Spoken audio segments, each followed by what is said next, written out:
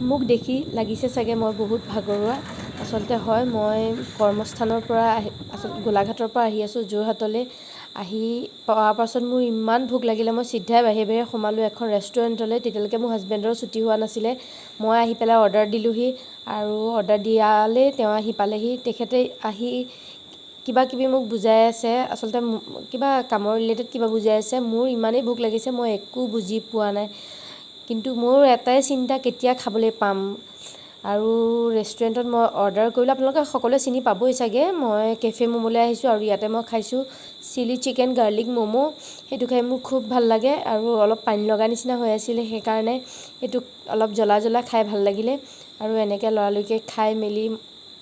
ঘৰলৈ বুলি আহিলোঁ দিনটো মানে আবেলিটো এনেকৈয়ে কটালোঁ আশা কৰোঁ আপোনালোকে চাই ভাল পালে তেনেহ'লে আজিলৈ আহিছোঁ পুনৰ লগ পাম অন্য এটা ভিডিঅ'ৰ সৈতে